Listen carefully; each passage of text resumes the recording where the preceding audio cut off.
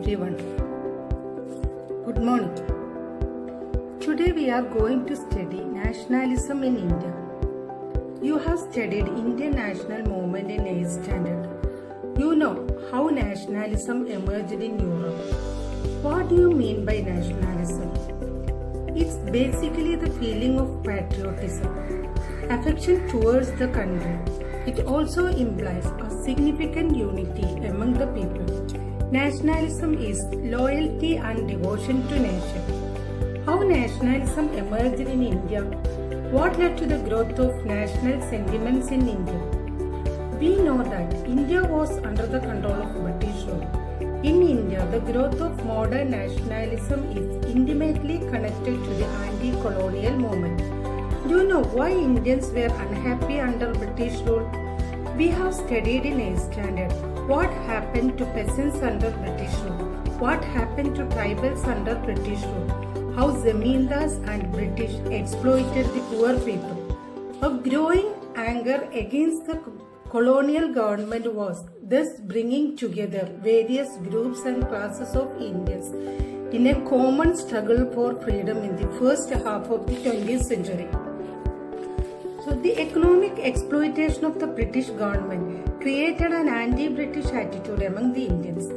Some other factors also contributed to the growth of Indian nationalism, like the spread of English education and the development of transport and communication brought the people together. These factors helped to develop a sense of unity among the Indians. Indian nationalism is the sense of oneness beyond religious, linguistic and regional diversities. Indian nationalism was not based on any religion. It was not based on any language.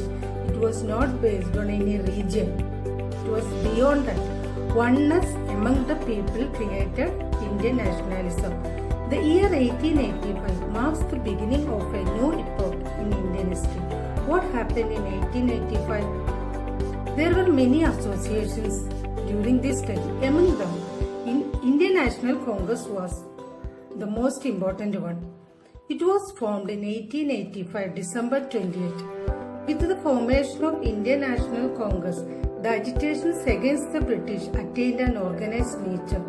These organized agitations against the British power can be called the national movement. In this chapter, we will pick up the story from 1920s and study non-cooperation movement, civil disobedience movement, etc.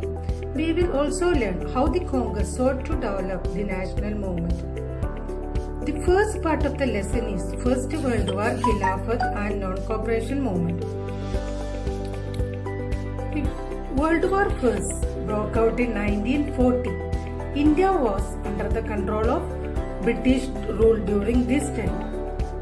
So the British introduced many taxes during this time. Custom duties were increased. Crops failed in many parts of India. This led to a shortage of food. So what was the social, economic and political condition of India during First World War? The war created a new economic and political situation in India. It led to a huge increase in defense expenditure, which was financed by war loans and increasing taxes. Custom duties were raised and income tax introduced. Prices increased, leading to extreme hardship for the common people. First World War was from 1914 to 1918. This was the social, economic and political situation in India during First World War time. Villagers were called upon to supply soldiers and the forced recruitment in rural areas caused widespread anger. What is forced recruitment? It's a process by which the colonial state forced people to join the army. Crops failed in many parts of India, resulting in acute shortage of food. People hoped that hardship would end after the war was over, but that did not happen. At this stage, a new leader appeared and suggested a new mode of struggle. Who was that leader? It was none other than our Mahatma Gandhi. Mahatma Gandhi returned to India in January 1950. We know that in South Africa he fought against the racist regime using a novel method of mass agitation, which he called Satyagraha. What was the idea of Satyagraha? Gandhiji's idea of Satyagraha emphasized the power of truth and the need to search for truth.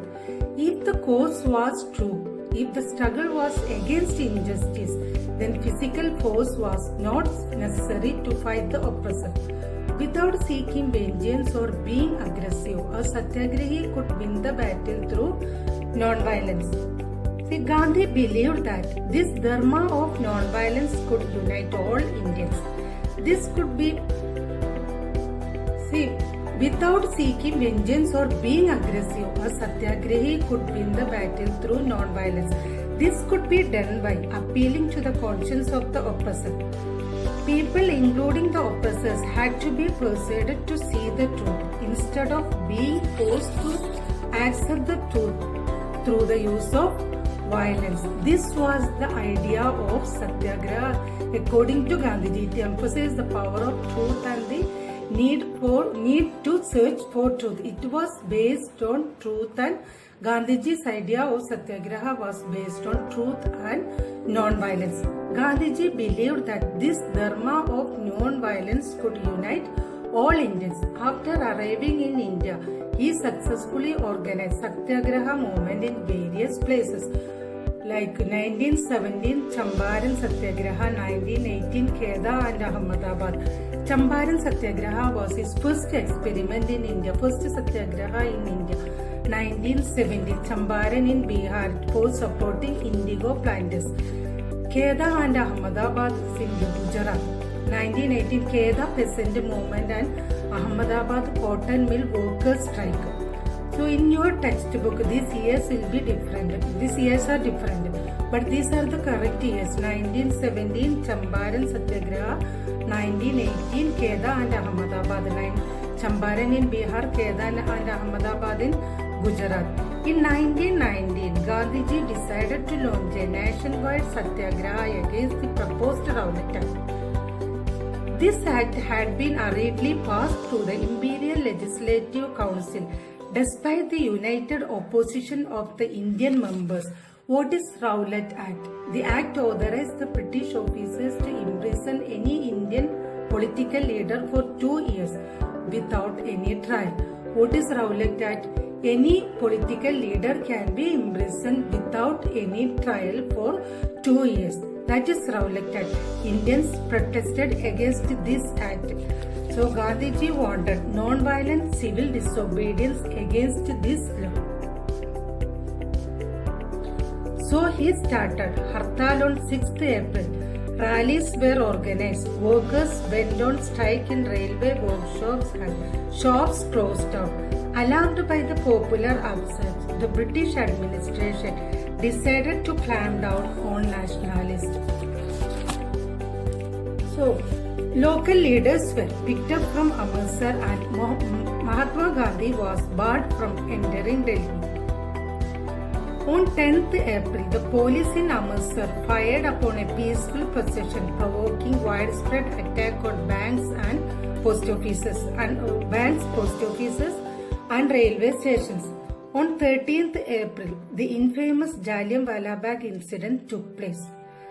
So find more information about Jallianwala Bagh incident and write a newspaper report on Jallianwala Bagh incident. Okay, bye. Thank you.